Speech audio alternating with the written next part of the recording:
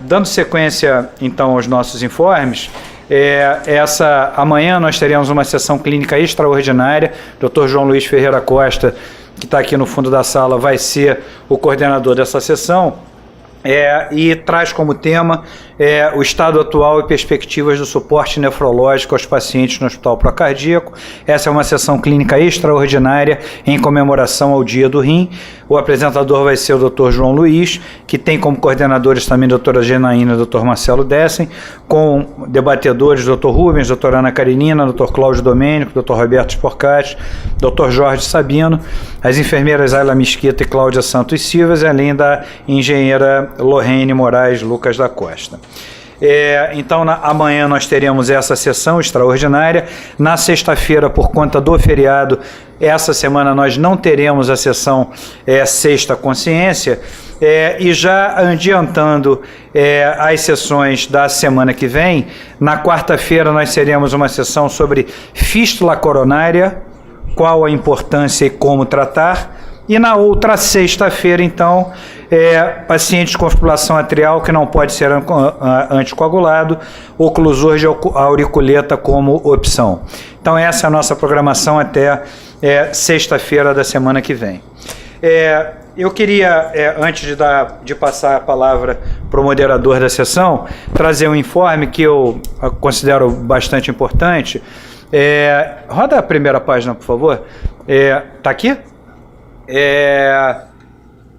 Na semana passada, a Society of Critical Care Medicine liberou a sua primeira lista do Choosing Wisely.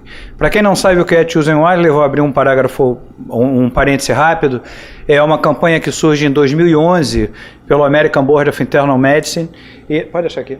Pelo American Board of Internal Medicine, e o objetivo fundamentalmente era tentar fazer uma campanha para melhorar a relação entre médicos e pacientes, estimulando o diálogo entre as partes, propiciando assim uma melhora da qualidade assistencial. Isso foi muito focado, baseando-se em uma comprovação de desperdícios e exposições danosas aos pacientes frente a algumas estratégias diagnósticas e terapêuticas consideradas, em princípio, desnecessárias aos pacientes. Então, o que foi feito pelo American Board of Internal Medicine naquela ocasião foi contactar 3 sociedades importantes dos Estados Unidos: a Sociedade de Médicos de Família, a Sociedade de Pediatria e a Sociedade de Internistas, com o objetivo de que elas listassem 5 situações da sua prática cotidiana de alto volume e que eles achavam que poderia impactar na qualidade assistencial desses pacientes e que dessa forma deveriam ser evitadas. Então, essa é uma característica, talvez tenha sido a mudança de paradigma do ponto de vista das sociedades, que é inverter justamente o padrão. Em vez de se falar o que se deve fazer, agora vamos falar o que não deve ser feito. E isso vem desde 2011 ganhando um corpo. Hoje são mais de 100 sociedades envolvidas nisso. A Sociedade Brasileira de Cardiologia foi a primeira sociedade envolvida. Nós já temos mais 2 sociedades no Brasil, e agora a Sociedade of Critical Care Medicine lança o seu Choosing Wisely. E eu queria trazer rapidamente para vocês o que a gente tem. Quer dizer, primeiro, são 5 recomendações, sempre começando com evite ou não use. Então, evitar testes diagnósticos desnecessários, evitar transfusões de sangue a menos que haja instabilidade hemodinâmica ou concentrações de hemoglobina menor do que 7, evitar a nutrição interal em pacientes adequadamente nutridos, pelo menos nos primeiros 7 dias. A questão do sedativo em pacientes em ventilação mecânica, que hoje a gente sabe que das grandes recomendações, e a questão da continuação do suporte de vida em pacientes de alto risco de óbito ou que não tenham uma perspectiva de uma qualidade de vida, sem que haja também uma estratégia de conforto a pacientes e familiares.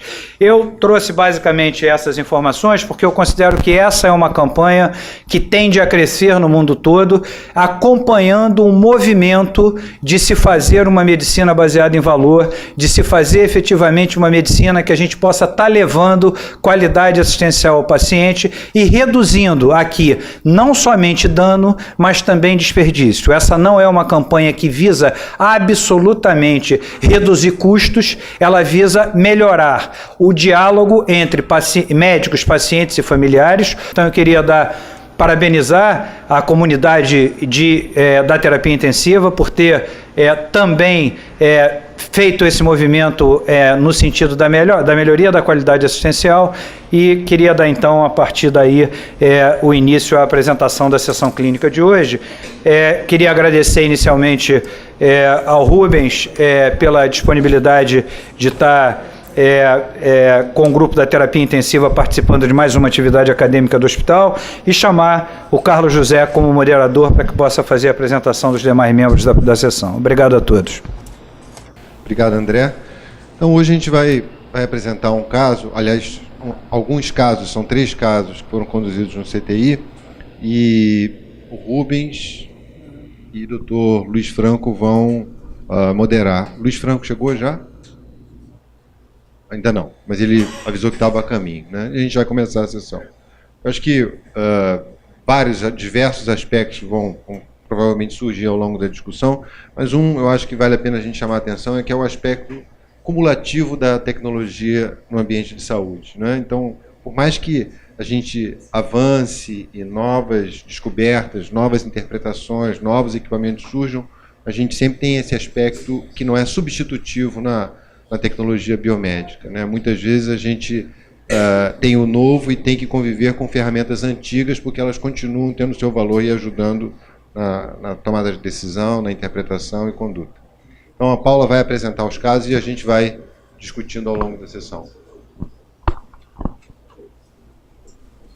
Então, hoje a gente trouxe 3 casos. Eu fiz basicamente um resumo dos 3 casos, diferente das outras sessões, que a gente um pouco mais extenso, mas mais para contextualizar, porque o foco aqui hoje é a hematoscopia, tá? Então, a importância da hematoscopia na terapia intensiva. E primeiro caso. EFDS, 76 anos, masculino, história de neoplasia pulmonar Walt Cell, com metástase para sistema nervoso central e em quimioterapia, sendo a última sessão de QT há 8 dias. Esse paciente é internado sob um diagnóstico de neutropenia febril e, assim, encaminhado ao CTI. De doença prévia, ele tinha uma doença arterial coronariana estabelecida e aneurisma de aorta torácica em tratamento conservador. Ele evolui no CTI com choque séptico, insuficiência renal aguda com necessidade de suporte dialítico, insuficiência respiratória e necessidade de ventilação mecânica, sendo traqueostomizado posteriormente, disfunção múltipla orgânica, múltiplos esquemas antimicrobianos. Então esse é o cenário que a gente tem num doente que segue internação na terapia intensiva prolongadamente. Ele ficou internado em torno de uns 40 dias. Esse era o raio-x de tórax dele, para a gente contextualizar. E o que chamava atenção no laboratório desse doente durante todo o período no CTI era um dedímero sempre mais elevado, plaquetas sempre cursando com plaquetopenia, sempre aí abaixo de 100 mil. E um fibrinogênio muito baixo. O que ele teve de mais alto foi 193 de fibrinogênio. Diante desse quadro, a gente fez uma tromboelastometria. Então, assim, um paciente que está entrada com quadro de neutropenia febril, em tratamento com carcinoma de pulmão do tipo pequenas células, e tem esse desfecho, né, com esse transtorno hematológico e apresentando esse perfil da tromboelastometria. Então, acho que cabe, Rubens, algum comentário em relação a esse? Não posso aqui, na verdade, dar aula de tromboelastometria, mas o que a gente vê é que no meio do caminho, tem o próximo slide, acho que se você botou, o que existe foi, se nós olharmos a imagem da direita, nós vemos 2 curvas sobrepostas que são feitas a qualidade da estruturação do fibrinogênio, que em verde ela está muito inferior, ela está baixa, ela tem parâmetros de grave hipofibrinogênemia, né? E, obviamente, com a inflamação do paciente, ele pode, que é uma proteína de fase aguda, ela vai e aumenta um pouquinho, a gente vê em vermelho. E do outro lado, nós temos também, da mesma forma, uma má estruturação do coágulo, ou seja, o coágulo que se forma, ele não é concreto, ele não é sólido, ele pode se dissolver. Então, assim, há uma frouxidão desse coágulo, é o que a gente pode dizer no momento. Mas, Rubens, quer dizer, olhando para o caso clínico, né, um paciente que tem interna neutropênico, né, e provavelmente é oferecido um esquema antibiótico, ressuscitação volêmica, ele se arrasta de alguma maneira sem controlar esse insulto inicial para desaguar nessa situação? Então, eu acho que vai dar mais ou menos esse processo evolutivo, né? Isolado alguma coisa do ponto de vista de germe? Não. Esse é o FibTem que a gente fez comparando, a gente fez alguns... Se a gente observar, é exatamente isso que eu estou falando, agora dá para ver que em dezembro, ele tinha, o primeiro, ele tinha, vamos ver assim, olha, quanto mais fluto de champanhe, né, deitada, a gente vê, mais normal. Então você vê que fica um filete, quando tem esse filete, é muito ruim, ou seja, a gente pode avaliar o fibrinogênio no sangue de duas maneiras, uma quantitativamente, que é através da dosagem do fibrinogênio, que é muito rotina aqui no nosso hospital. Porém, eu quero chamar a atenção a um aspecto. Para você fazer a avaliação do fibrinogênio, usa-se uma metodologia chamada metodologia de Klaus, com 2 S no final. E essa metodologia sofre interferências.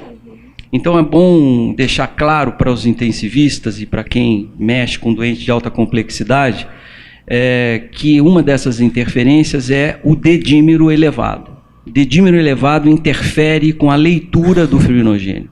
Ela turva, como é um método óptico métrico, ela turva e, obviamente, faz um falso elevado desse fibrinogênio. Outras drogas, como, por exemplo, o uso de coloides, da mesma forma faz com que essa leitura do fibrinogênio fique para cima. Então, aquela curva que nós vemos, que apesar dele estar baixo, ele está muito baixo, naqueles primeiros slides que você mostrou. A segunda forma de avaliar o fibrinogênio é ele qualitativamente, porque ele pode estar normal, mas ele pode estar disfuncionante. Então, nós temos mais ou menos cerca de 300 polimorfismos da expressão hepática do fibrinogênio. Então, o fígado que expressa, que sintetiza esse fibrinogênio, que é uma proteína de fase aguda, inclusive, ele pode ser produzido de uma maneira errada. E aí ele pode estar normal no sangue, mas quando você roda a tromboelastometria, ele não se estrutura adequadamente. Então, esse exame é muito importante para a gente avaliar o grau de disfibrinogenemia e de hiper ou hipofibrinogênemia. Então, o que nós vemos aqui? Nós vemos fibrinogênios mal estruturados e a dosagem dele no sangue ruim. E fibrinogênio e plaquetas são fundamentais, são pilares, são 2 grandes pilares, sem falar do fator 13, para que o coágulo seja bem estruturado, que no caso aí está mal estruturado. Esse doente necessariamente sangra, Rubens? Ele está sangrando nesse momento? Existe risco aumentado do sangramento. Não é? Então, é uma outra discussão se a gente repõe ou não o fibrinogênio nesse nível de patamar. Mas aí tem que avaliar o contexto clínico. Ele tinha feito o último ciclo há 8 dias. João, considerando um carcinoma de pequenas células, as drogas clássicas é um platino, cis ou carboplatino, junto com um VP16, etoposito, que não são drogas que classicamente induzam esse tipo de situação. E lembrar que ele interna com um contexto infeccioso, uma neutropenia febril. João? Isso que o Rubens está chamando a atenção é que muitas vezes a gente confunde conceitualmente e transporta isso para a prática a previsibilidade ou o risco aumentado de um determinado evento para a certeza de que ele ocorrerá. Então, o fato de ele ter uma desfibrinogenemia funcional, qualitativa, com os reveses seja a espectrofotometria, que é mais precisa, seja a óptico-turbidimetria, que vem ainda desde os filtros originais de Beer para dosagem de nível sérico, isso é muito antigo, quer dizer, então é como ele chamou a atenção, são fatores interferentes. De qualquer forma, tudo isso leva a um aumento do risco, a possibilidade, mas não necessariamente que o paciente vá sangrar. Óbvio que a oportunidade muitas vezes cria a situação ruim. Então, se o paciente é submetido a um evento cirúrgico ou mesmo a um evento de aumento de procedimentos como circulação extracorpórea, que era o caso, você tanto pode ter eventos de sangramento, quanto eventualmente eventos de trombose. Então, assim, esse paciente coagulou o hemofiltro logo nas primeiras horas, no primeiro dia. E aí nós iniciamos a utilização do citrato. Então, você veja como ele chamou a atenção. Você tem um paciente com vários riscos de sangramento e com possibilidade de tromboses localizadas, de catéter ou de circuitos extracorpóreos. Então, assim, o que ele chama a atenção, mais uma vez, é para a complexidade da decisão clínica nesse contexto. Nesse contexto, alguns laboratórios, como o Carlinho já tinha comentado, que são informatizados e tudo mais, mesmo com as contagens de célula informatizada, quando identifica qualquer anormalidade nas lâminas, vai à bancada para o expertise avaliar. Foi o que a gente fez aqui, né? Eu fui para o laboratório, fiz uma lâmina de esfregaço sanguíneo periférico, mandei para o Dr. Rubens avaliar.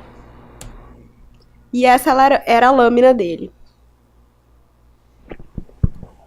Só para colocar, o tema dessa sessão é a importância da hematoscopia, não é isso? Então, eu queria só reavivar sobre essa importância, me dar aqui um minutinho, pelo seguinte aspecto. Da mesma maneira que todos nós aqui que trabalhamos hoje com grande tecnologia de beira-leito, todo mundo vai e fala do exame físico, da história, perfeito? Então, dentro do contexto, existe uma outra coisa que muitas vezes é esquecida e a gente aprende com os médicos mais experientes, mais antigos, como o professor Franco que está aqui ao nosso lado. A avaliação da hemotoscopia é uma anamnese nesse sentido. Digamos assim, é um pouco da história do paciente num contexto muito vivo e de tempo real. É um exame que parece, aqui dentro desse hospital, que é esquecido. Mas centros como, volta a foto, por favor, centros como o Hospital Israelita Albert Einstein, do qual eu frequento com certa frequência e aprendo a ver lâmina com essas pessoas que estão aqui, lá em cima, são técnicos sêniores, lá em cima, primeiro slide superior, são técnicos que fazem a hematoscopia, baseado num trigger, assim. Você vai perguntar assim, doutor André, hematoscopia para todos? Não. A hematoscopia tem triggers. Então, toda vez que, por exemplo, eu não vou citar aqui a rotina de cada um, mas vamos ver da seguinte maneira. Se o leucócito tiver aumentado acima de 20 mil, é um candidato. Se a plaqueta está abaixo de 80 mil, é outro candidato. Se o linfócito está abaixo de A ou acima de B, se o eosinófilo está acima de A ou acima de B, então existem triggers que são colocados em máquinas como essa Sysmex, que vocês estão vendo aí.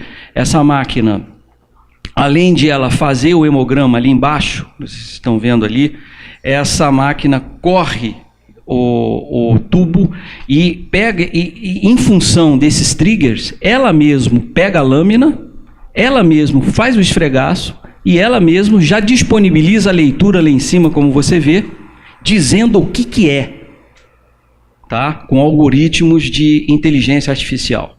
Então, quantas máquinas dessas existem no Brasil? 2.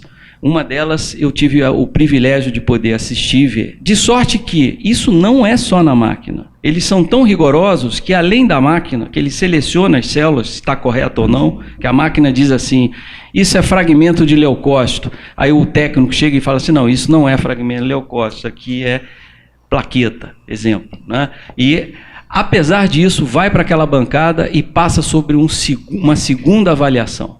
Para que coisas como muitas sepses que são... Eu já fiz vários diagnósticos aqui ao longo da minha carreira de leucemia mieloide, leucemia linfocítica, e sendo tratada como sepse porque não foi dado o devido valor à lâmina do paciente. Pode voltar ao próximo, por favor? Eu trouxe aqui o Dr. Franco, que foi meu professor, ainda é meu professor, e ele pode dar uma... Passa o próximo desse caso só para ele poder dar uma olhada. Então, eu vou falar aqui, professor, só me corrija se estiver besteira, mas se a gente vê hemácias de vários tamanhos, nós vemos hemácias jovens, nós temos aqui a presença de eritroblastos, macroplaquetas. Essas células azuladas é resquício de DNA. Tira esse negócio aí, senão vai ficar... Essas aqui são macroplaquetas que existem, as células estão de vários tamanhos, aqui é uma poiculocitose. Isso é muito comum, às vezes, acontecer em medula que está super, digamos assim, superativada. A professora aqui me corrija se eu estiver falando alguma besteira. A gente vê que o grau... existem células que você vê nitidamente aqui no centro dela, o formato côncavo, e aí dá essa parte que aqui não tem, aqui parece uma elíptica, aqui está uma célula meio fragmentada. Passa um outro aí, por favor. Aquilo é um leucócito. Então, a gente vê aqui, ó, como se fosse o eliptócitos, células de vários tamanhos. Aqui parece ser um eosinófilo, ali macroplaqueta. O que nós vemos são células de vários tamanhos. Tem mais algum? Tem. Eritroblasto, volta lá. Vai mais uma para frente. Acho que. Olha, você vê que ali parece células que têm essas como se fosse reentrância, células em lágrimas aqui,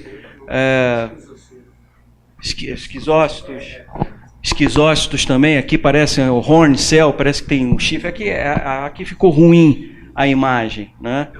Que é um padrão de lâmina que a gente vê em algumas condições. E quais são essas condições? Graves processos hemolíticos, pacientes com coagulação intravascular disseminada, pacientes com púrpura trombocitopênica trombótica, que dá esse padrão, né, que é um padrão assim como se fosse uma marca registrada. Então, assim, diante disso, tem mais algo? Tem só. Isso é só um exemplo de um esfregaço que vocês podem... Isso é de livro, vocês podem ver que muito parecido com o que está sendo mostrado. Isso é um padrão de coagulação intravascular disseminada e o que existe na parte da periferia, né?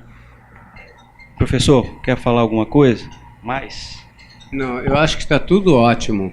Apenas eu gostaria de mostrar para vocês que nas distensões o que está ocorrendo é que as plaquetas estão separadas. Elas não formam grumos. Por que não formam grumos? Isso é uma coisa que a gente critica, os hematologistas criticam, porque você não sabe se está ou não havendo aglutinação. Então, o que eles fazem? Tiram a lâmina do EDTA. Então, vocês veem, cada plaqueta está num lugar, olha lá. Tá certo? Olha lá. Tiram as Então, isso aí, o EDTA separa as plaquetas. Então, você perde duas coisas. Uma ideia de...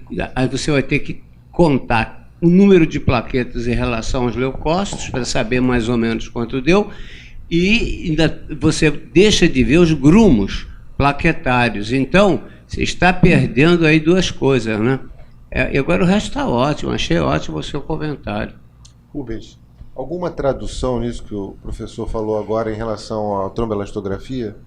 Sim, na verdade a tromboelastografia ela precisa das plaquetas para se estruturar. Eu não sei se tem na frente aquele tipo botado um slide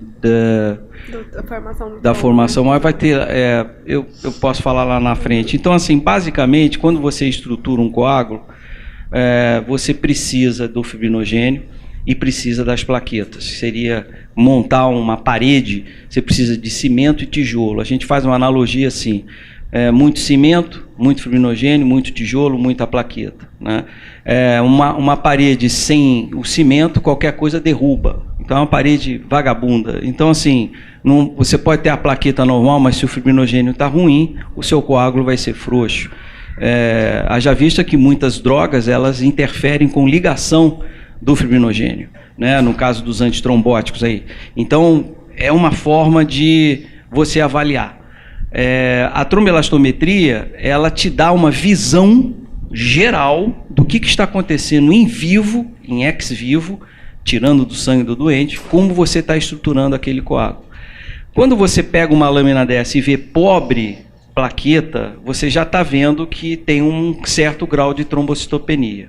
Então, isso influencia na formação do coágulo. Adicionalmente, você tem um grau de disfibrinogenemia com hipofibrinogenemia. Então, você está susceptível realmente a ter sangramento e o que parece, pelo que você mostrou no slide, a hemoglobina desse paciente o paciente sempre está necessitando de transfusões,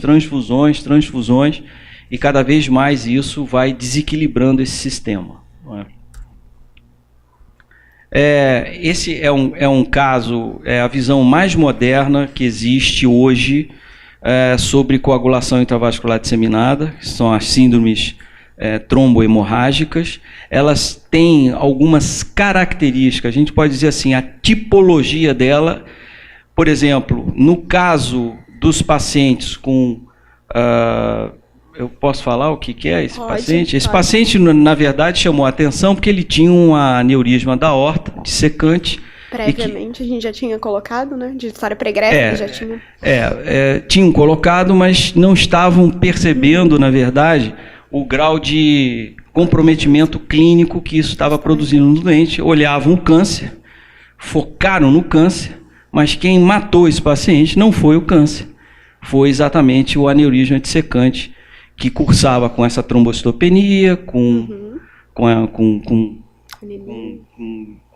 os componentes hematológicos que geraram esse desfecho final, obviamente que foi contribuído pelo câncer, mas o desfecho acho que foi esse. E esse padrão é um padrão de hiperfibrinólise, é a tipologia. Onde é que você vê isso? Você vê isso também no trauma, nas fases inicial do trauma, você vê na leucemia aguda promielocítica, que dá hiperfibrinólise, você vê nas complicações obstétricas, né? Então você vê esse padrão chamado bleeding type. E esse bleeding type ele pode ter uma conotação aguda ou uma conotação que é no trauma, no aborto retido, por exemplo, ou uma hiperfibrinólise crônica, que a gente chama isso do CIVD crônico, né? Daí, quando se opera esse paciente, muitas vezes existe uma catástrofe hemorrágica no pós-operatório, porque às vezes se esquece que ele tem esse componente alimentando esse processo de hiperfibrinólise. Existem os outros, que é comum na sepsis, que a gente não vou aqui discorrê-lo sobre eles, né, sobre o maciço, sobre o tipo assintomático, que também muitas vezes pode acontecer nessas dissecções crônicas, que o indivíduo fica assintomático, mas sempre com aquele motorzinho de hiperfibrinólise, como nós assistimos aí. Obrigado, Rubens. Olha, se ele tinha um carcinoma de pequenas células, isso é sinônimo de tabaco. Ele foi fumante.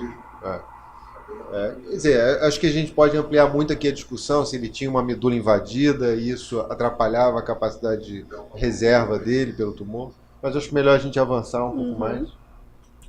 Mesmo que o aneurisma não tivesse dissecado, isso podia ser um fator. Né? Sim, o CIVD crônica não precisa ser agudo. Ele está alimentando, ele fica cronicamente, isso a gente vê com alguns pacientes no CTI mesmo.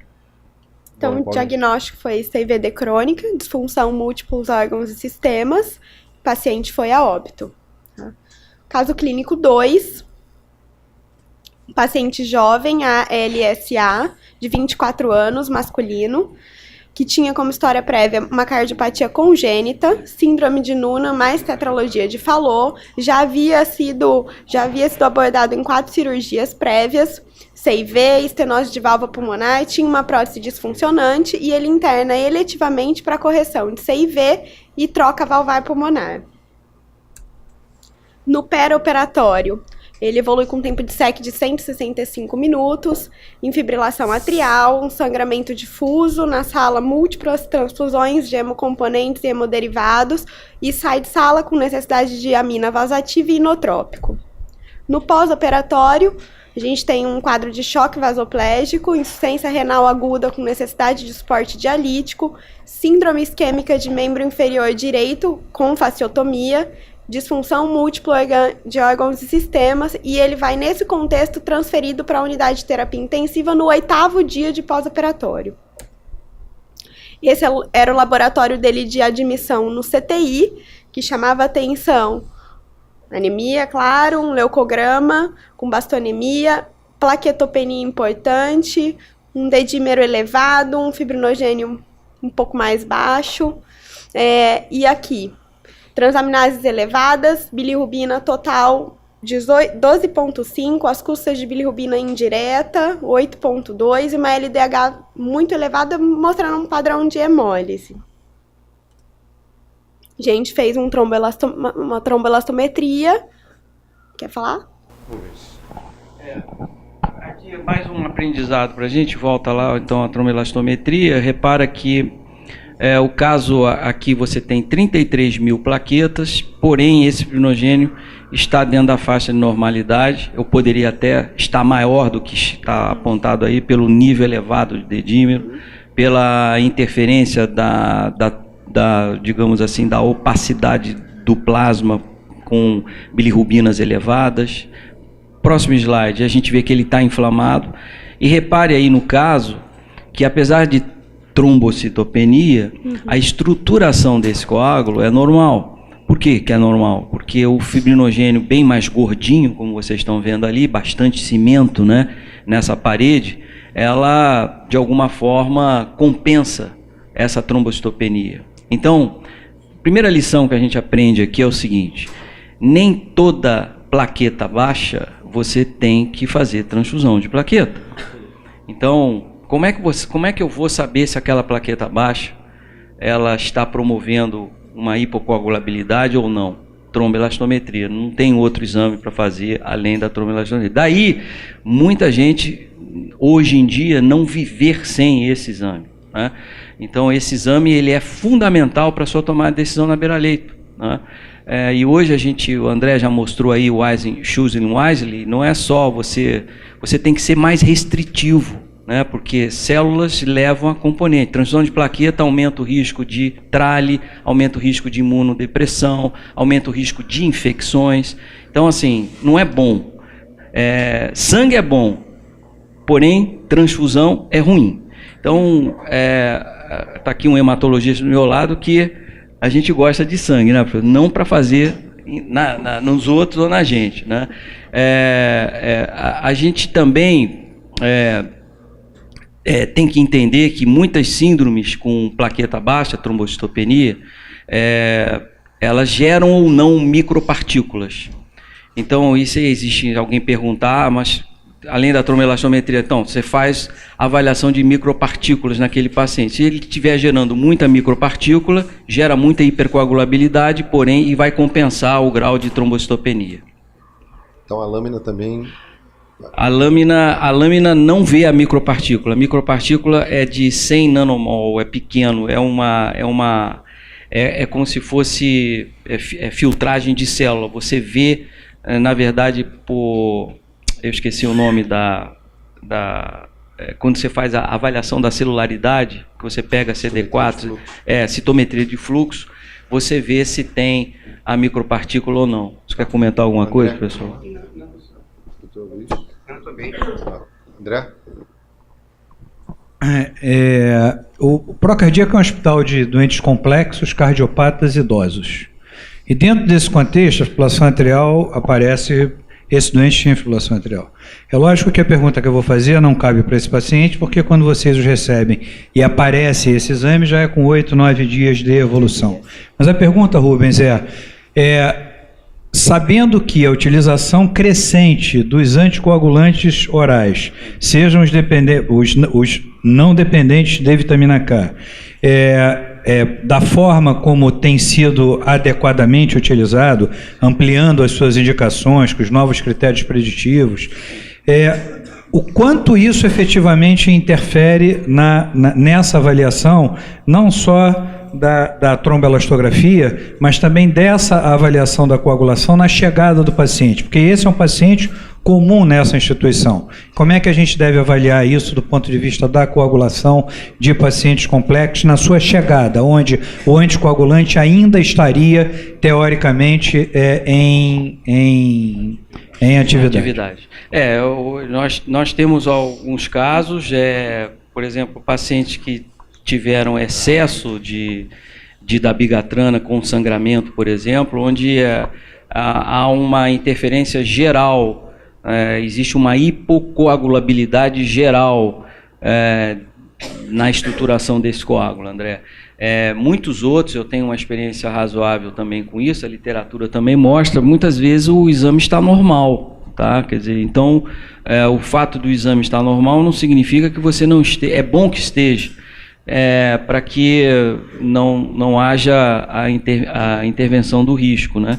Então, da mesma forma que os antagonistas de vitamina K, já vi casos de INR acima de 3, em torno de 4, né? E a gente sabe que na literatura o INR, quando ele está acima de 4, a probabilidade de ele sangrar é de 20 vezes, né? Em termos de odd ratio, né? Para cada ponto do INR acima de 3, a probabilidade de sangramento é de 20%. Então, assim, é uma coisa considerável, né? Sem falar a faixa terapêutica, que só consegue-se nos grandes estudos, em torno de 30% você consegue ficar na sua faixa terapêutica, na sua faixa alta. Quer dizer, é uma droga mais para veneno do que para droga, né? E o que a gente tem visto? Pacientes com INR de 4 com hipercoagulabilidade.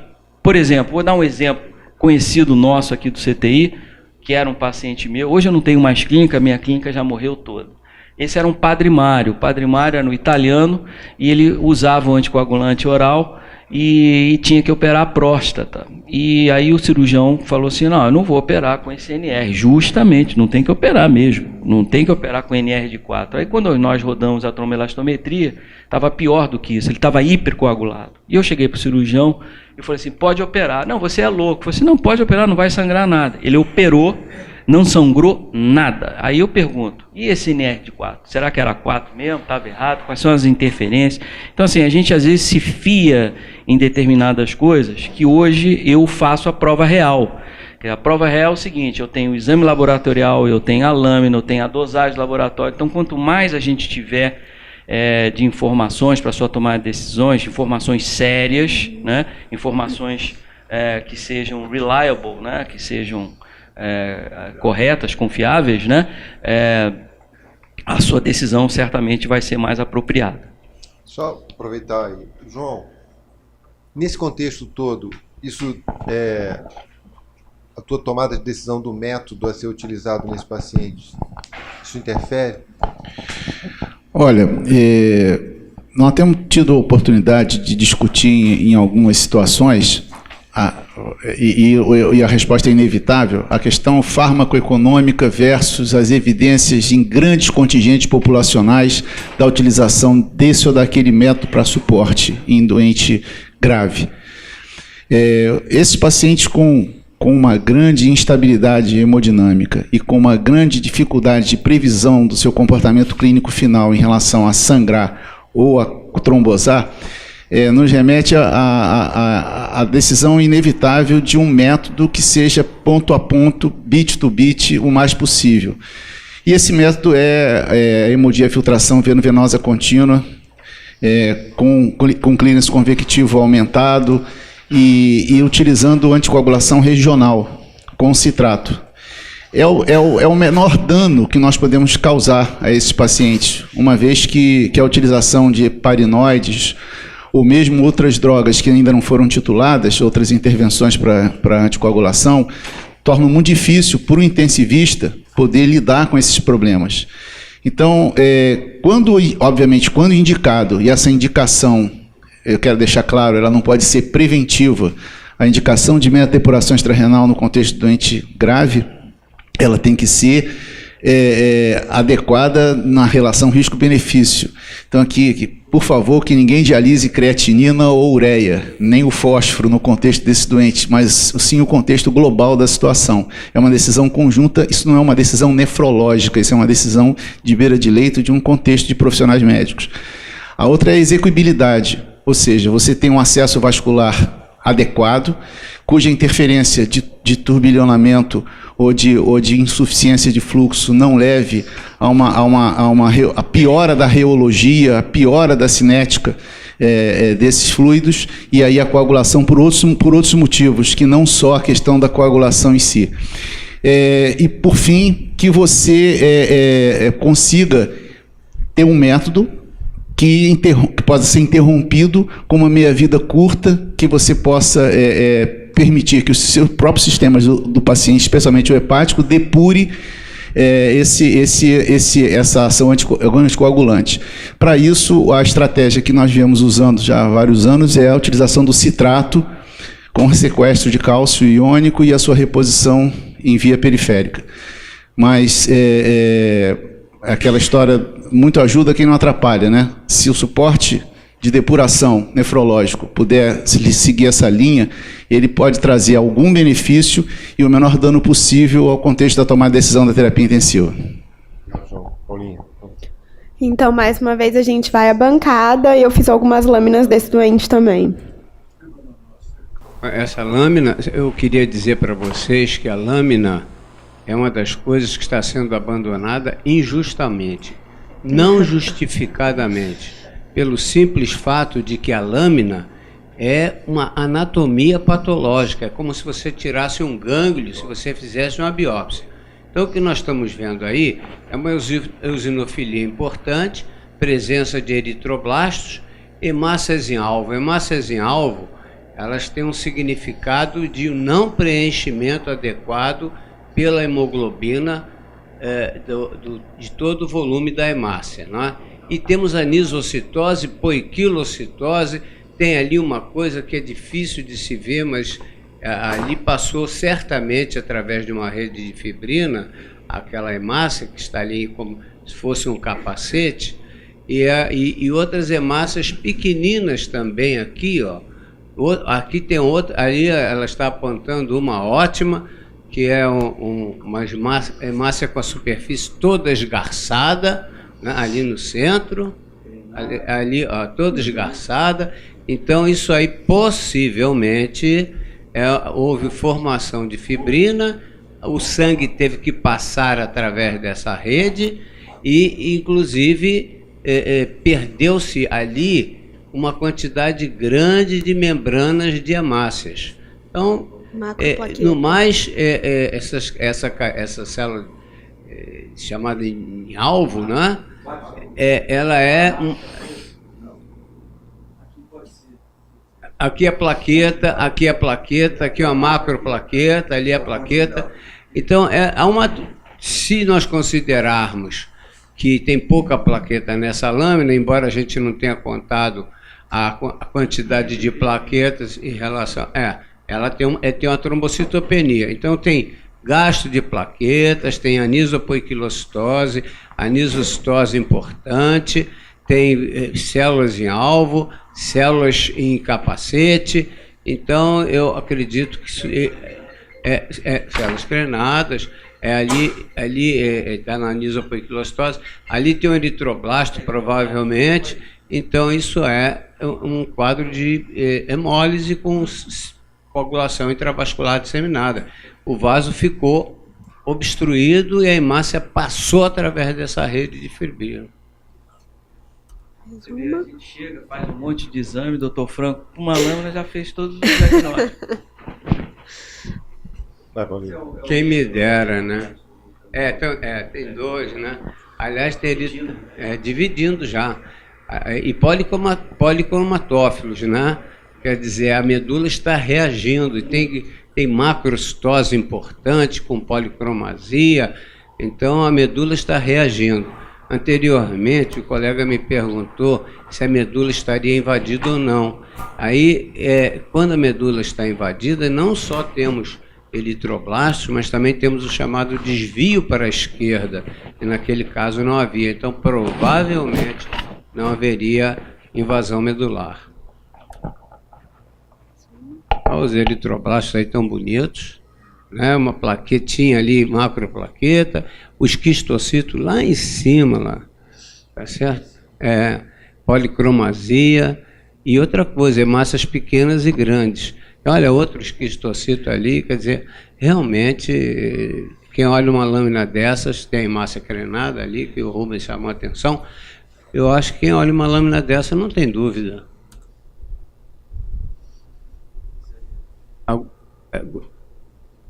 Isso é um monócito, né? Isso é um monócito, Olha quanto... e um linfócito ali atípico, com núcleo mal desenhado, né? Uhum.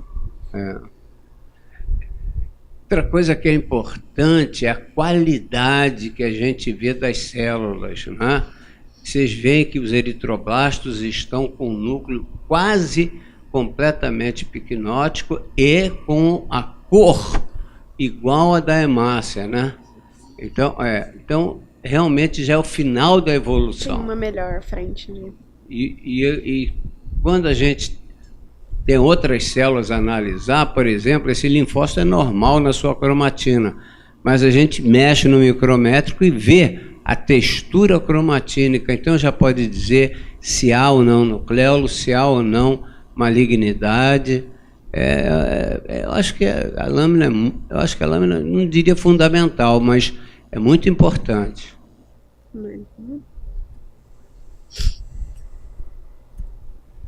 Olha só que lindo.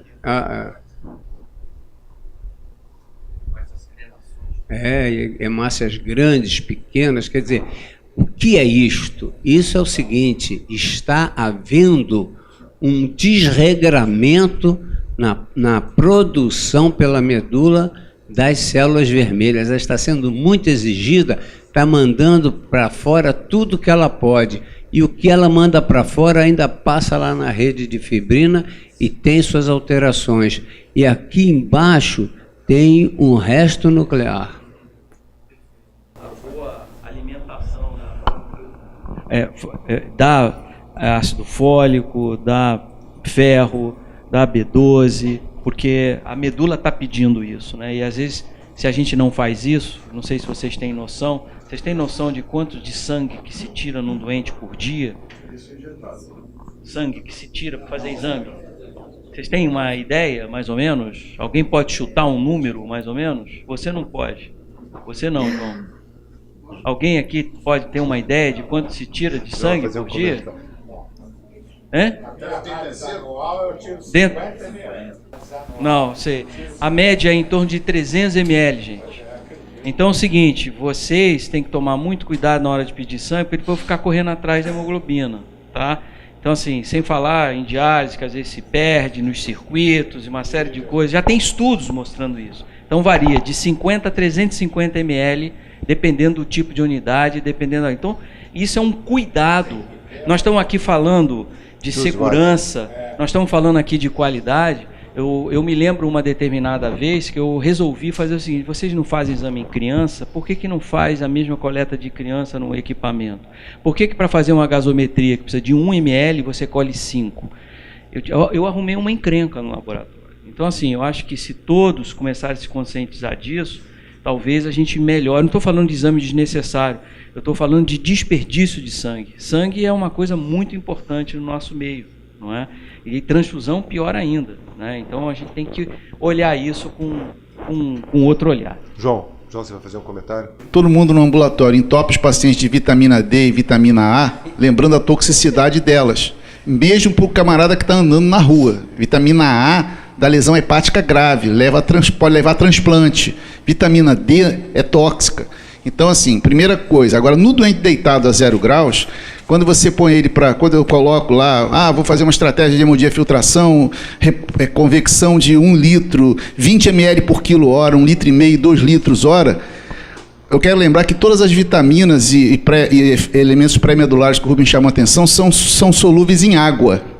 A vitamina A, D e E, K, solúvel em gordura, mas as outras, do complexo B, ácido fólico e outras tantas, são solúveis em água. Então, a perda em métodos de depuração não é pequena.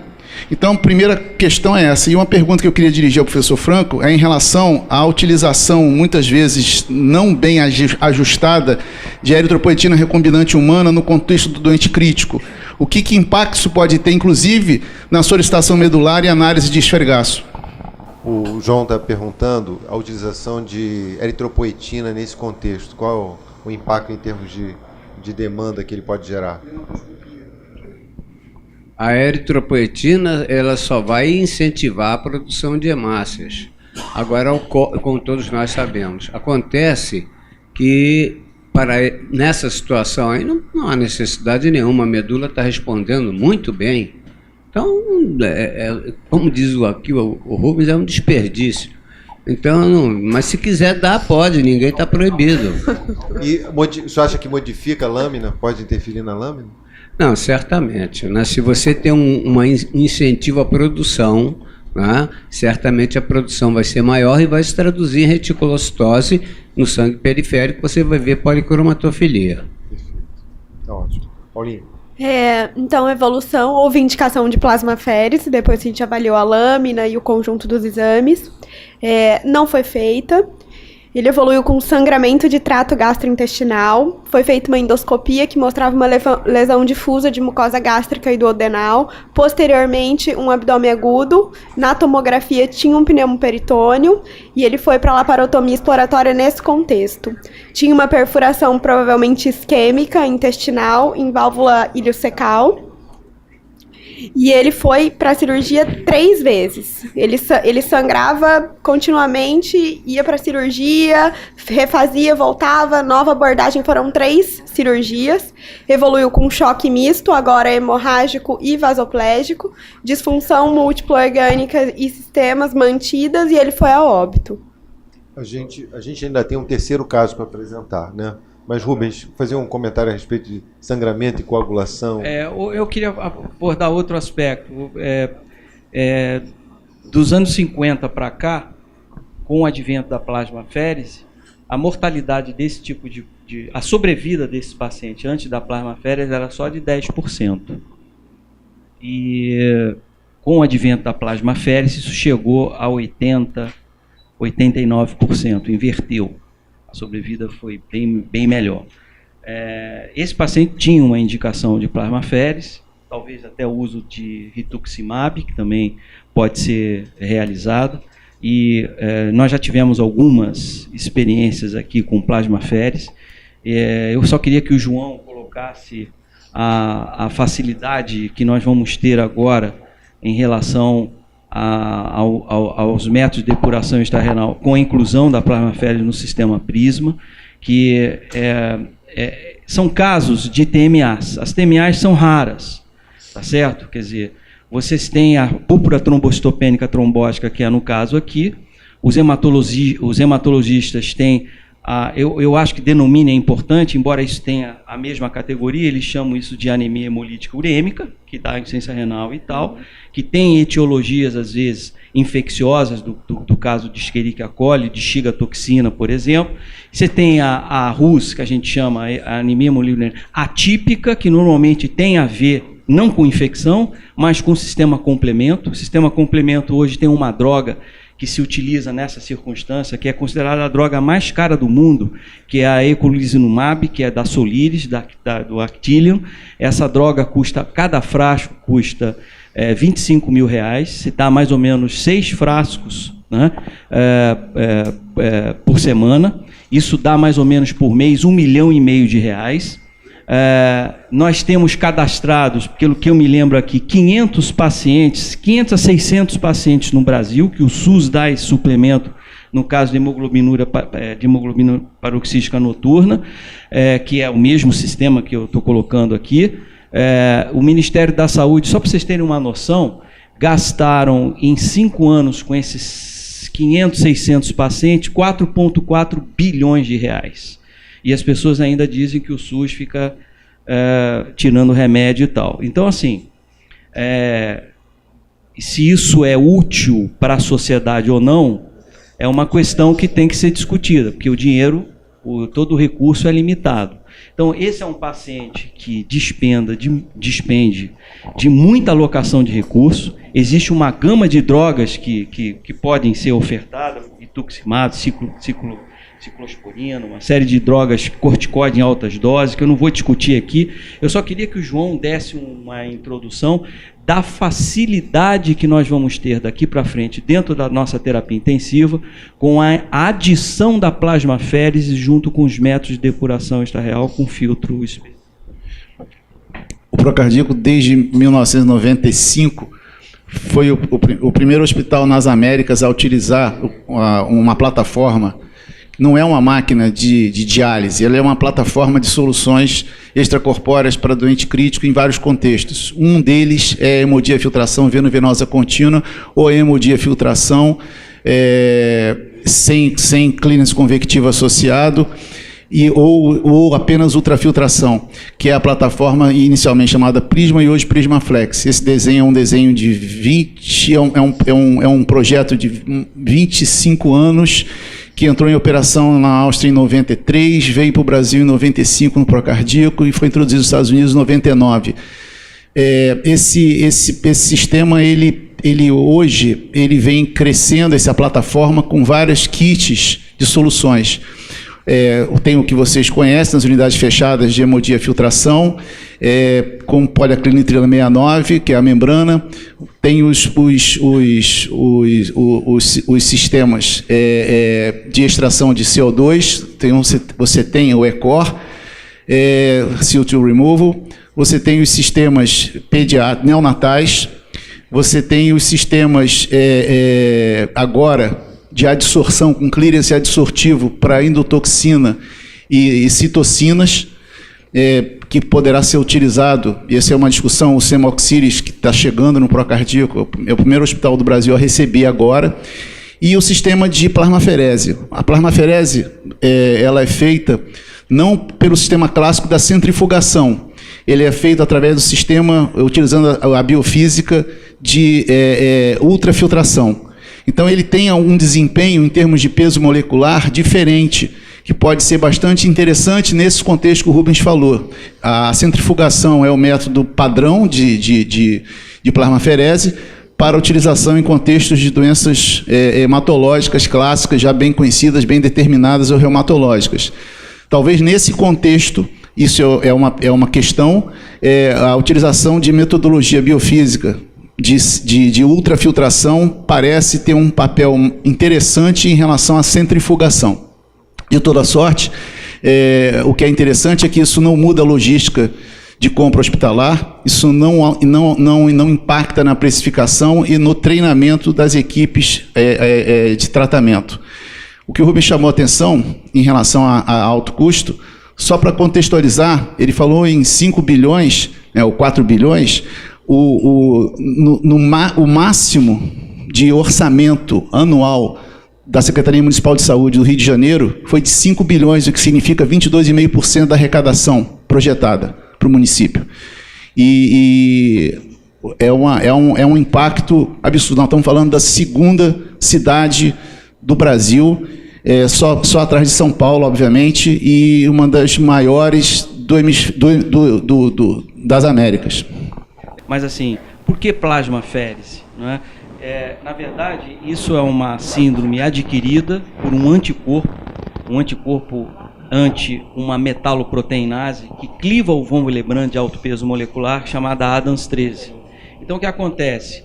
Não se sabe o motivo pelo qual, muitas vezes, infecções, agressão, droga, por exemplo, ticlopidina, por exemplo, pode dar esse tipo de comprometimento aos cardiologistas que usam os antitrombóticos, podem levar a isso e gera esse anticorpo. A plasmaférese, o rituximab, ou os imunossupressores, eles tendem a diminuir essa anticorpogênese e tornando mais disponível esse sistema enzimático, que é essa tesoura que Clivo von Willebrand, de sorte que o indivíduo não faça microtrombose vascular, que é o caso aqui. Essa hemorragia que vocês viram, a fasciectomia que vocês viram, tudo isso tem uma origem. Essa origem é a hipoperfusão com microtrombose na microcirculação, com isquemia intestinal, com hemorragia, está descrito. Isso aí é um caso de livro clássico, né? Então, assim, as abordagens terapêuticas, elas têm que ser temporais, elas têm que ser prestas, elas têm que ser no tempo certo, para que não se perca, né, o momento ouro da evolução desse paciente. Esse paciente tinha 18 anos de idade. 24 anos de idade, quer dizer, um paciente jovem, né, que foi, infelizmente, a óbito. O que ocorre é o seguinte, eu sou assim um fã de HIT. Existem duas coisas importantes. Primeiro, que ela está caindo no mundo, né? A incidência dela vem caindo, graças a Deus, tipo sepsis, né?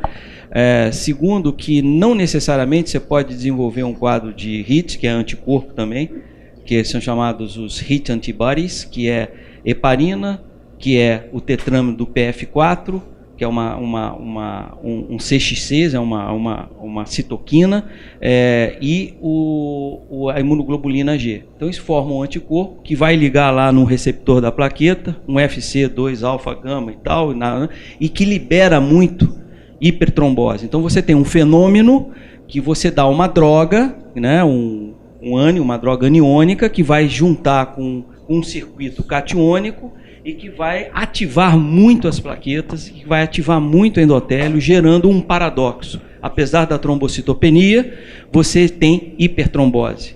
Então, dessas síndromes, aqui que a gente tem a HIT, que é a plaqueta baixa, que dá hipertrombose. Você tem as TMAs, que são plaquetas baixas, que dá hipertrombose. Esse caso aqui, você tem as CAPs, as síndrome antifosfolípides, que tem plaqueta baixa e dá hipertrombose. De sorte que nem toda plaqueta baixa dá sangramento. Então, isso é uma coisa que eu vivo insistindo e falo, porque a gente tem um reflexo. Plaqueta baixa, transfusão de plaqueta. Lesão na coronária, angioplastia. Né? Os reflexos, a gente tem uns reflexos, né? Então, a gente tem que ponderar esses nossos reflexos e analisar o contexto para que a gente faça uma medicina de qualidade. Posso fazer uma pergunta, Carlinhos? Chefe, e para distinguir CHU de PTT, foi dosado ADAMS 13? Então, a dosagem de ADAMS 13, hoje em dia, não necessariamente ela é necessária, ela é requisita. Seja se a ADAMS 13 pode estar acima de 10% ou abaixo de 10%. Independente disso, você tem que analisar de novo o contexto clínico. Então, assim, o que a gente sabe é que, normalmente, a ADAMS 13 abaixo de 10%, esse indivíduo vai ter uma coisa chamada relapse, ou seja, você pode fazer a plasmaférese e esse indivíduo ficar bem, subir plaqueta, etc. e tal, e daqui em um ano ele faz de novo o treco. E, então, assim, parece que quando você tem a ADAMS 13, você pode agregar imunossupressão junto com a plasmaférese, que também é uma maneira de imunossuprimir. Então, assim, não necessariamente você tem que nortear isso com o ADAMS 13. O que eles fazem é o seguinte: para os nefrologistas chamam CHU, né? Eu chamo de RUS, né? Porque eu tenho o inglês na minha cabeça. Então, a síndrome hemolítica urêmica atípica, que é comum nesses pacientes que desenvolve ativação do complemento, tem o uso dessa droga, que é o Soliris, que custa muito caro. Então, por uma questão laboratorial, eles pedem, e se tiver abaixo de 10%, ele tem uma justificativa, porque essa droga é muito cara. Agora, na minha visão fisiopatológica, não tem razão nenhuma. Isso é apenas uma seleção que eles fazem, eu não sei. Não tem evidência de que você tenha que fazer isso com menos de 10% de ADAMS 13, que é difícil da gente dosar. No nosso laboratório, isso demora muito tempo. Quando o exame chega, o paciente já foi. Então, Uma coisa importante, Paulinho vai passar, mas é entender que tem uma abordagem sindrômica para um tipo de situação que várias causas deflagram um fenótipo que, se a gente não intervir, não vai dar tempo. Né? Paulinho, seguir o próximo caso. Certo? A gente tem 14 Caso minutos. clínico 3, então. Foi? Agora sim. WCR, de 90 anos, feminina, sem comorbidades, interna por choque séptico urinário, evolui com insuficiência respiratória com necessidade de suporte ventilatório mecânico, aminas e múltiplos esquemas antimicrobianos. Nesse caso, ela tem uma boa evolução clínica no CTI, é estubada, saem as aminas vasoativas, e o que chamava atenção no laboratório era, desde o início da internação, um aumento expressivo dos eosinófilos, que está aí na curva verde. Ela chega a 61% de eosinófilos. E aí a gente começa, num contexto já de melhora clínica, a investigar as causas dessa eosinofilia. Foram realizados, então, pesquisa parasitológica que foi negativa, IgE, que não tinha nenhuma alteração, pesquisa para doença autoimune toda negativa. Mais uma vez eu fui à bancada, peguei uma lâmina e nesse dia o hematologista chegou para dar o parecer. Não, é assim, o Dr. Franco vai ter a palavra só mais uma vez.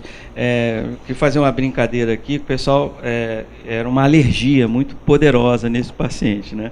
Então, assim, mais uma vez, se essa lâmina tivesse no Einstein, né, já o laboratório já tinha dado um flag para o serviço, porque a gente tem um pânico aqui, né? Então, assim, isso é um pânico, não é? 60% de eosinófilos é um pânico. E tem que dizer o que é. Não é? Está 60%. Então tem que dizer o que é.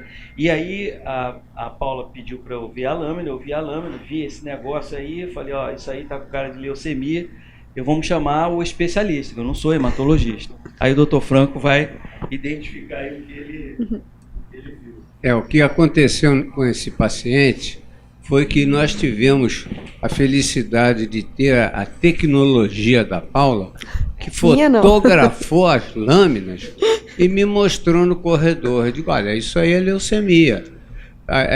Eu vi poucas leucemias eosinofílicas na minha vida. Em 1965, o Damischek dizia o seguinte, a leucemia eosinofílica, deixa essa que está ótima, a leucemia eosinofílica é vista por muito poucos, a ponto de se pensar que não existe.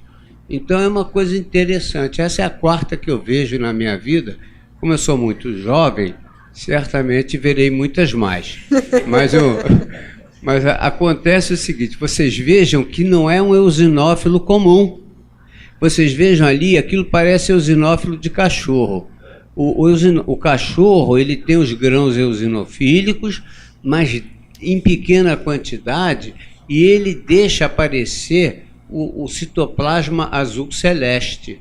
Então vocês vejam que os eosinófilos, outra coisa, os eosinófilos estão ativados. Aquela figura do eosinófilo, que é o óculos da vovó, o pince-nez, isso, aquilo ali significa estou tranquilo, estável, trafegando no sangue. Agora, acontece que quando ele tem assim, multissegmentações, é que ele está sendo chamado, ativado ou está anormal. Então, por que o diagnóstico de leucemia? Porque os eosinófilos não estão normais. Então, não é uma coisa assim que se diga, não é só a quantidade, é a qualidade.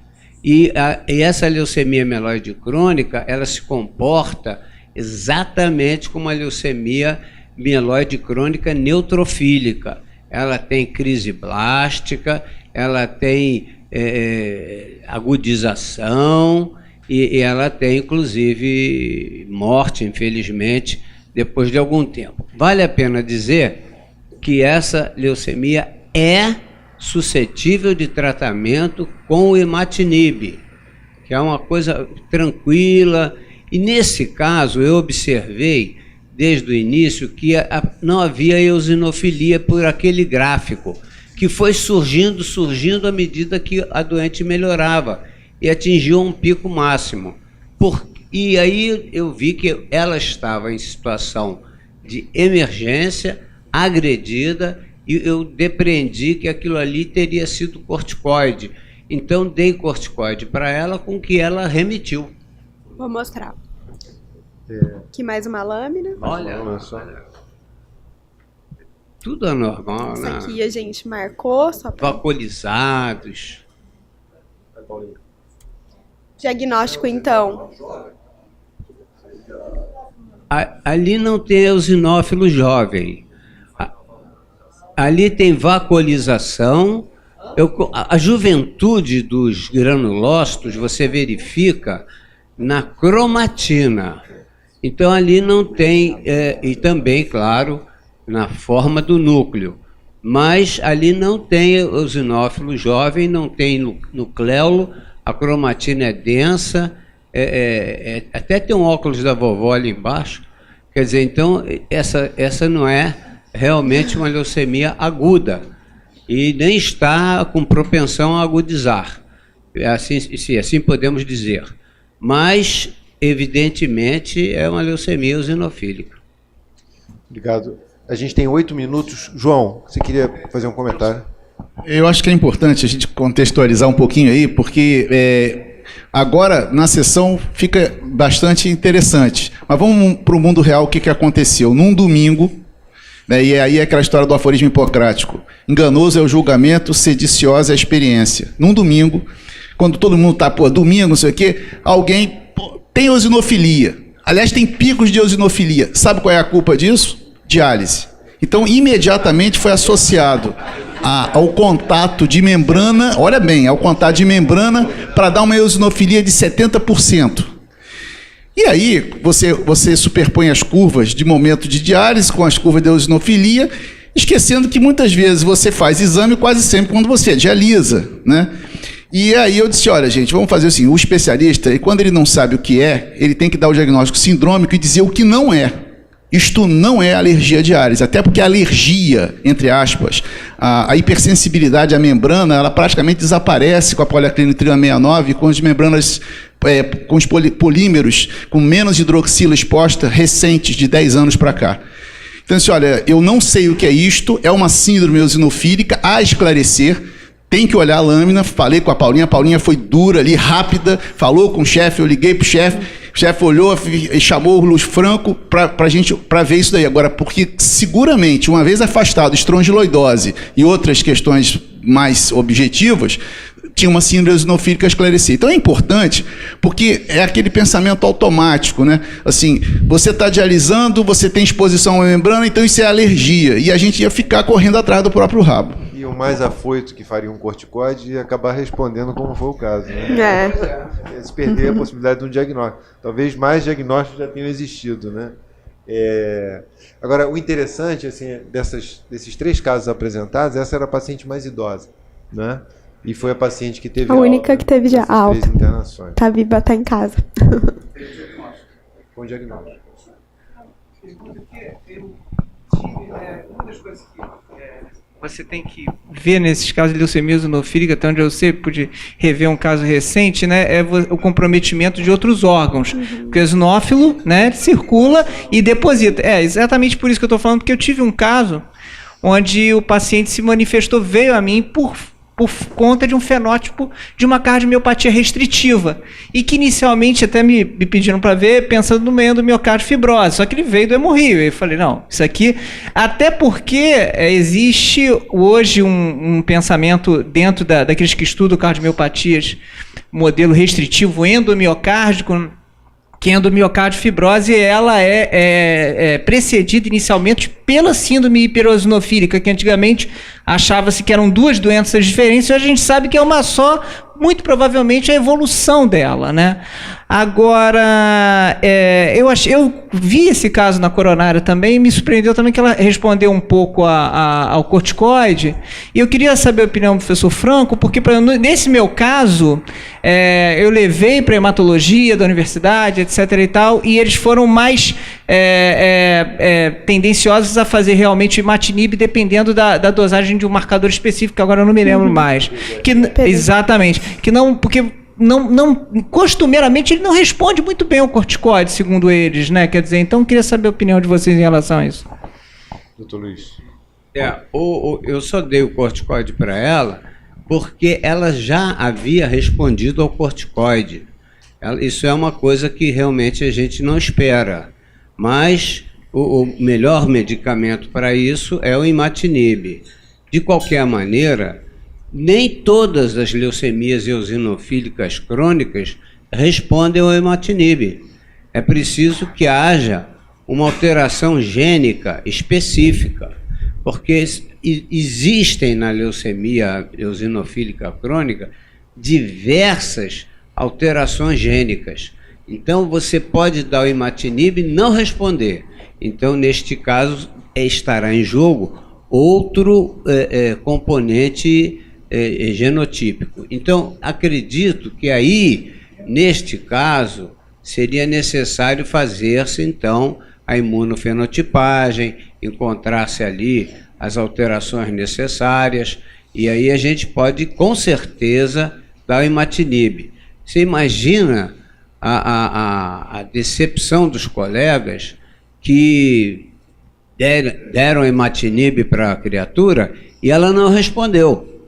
E aí eles vão ficar no mato sem cachorro, porque tem que fazer antes a estruturação genotípica, tá certo? Então, isso é comum, a gente erra mesmo, né? Mas a gente tem que fazer o possível para evitar o erro. Então, antes de tratar, a gente certamente deve fazer a imunofenotipagem, fazer realmente uma avaliação cromossomial, e aí, pela alteração cromossomial, produzem-se substâncias. Claro que se tiver uma biópsia óssea, vai fazer FISH, vai fazer uma série de coisas.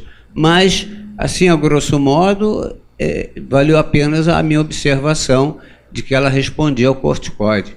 Por sorte, respondeu, melhor assim.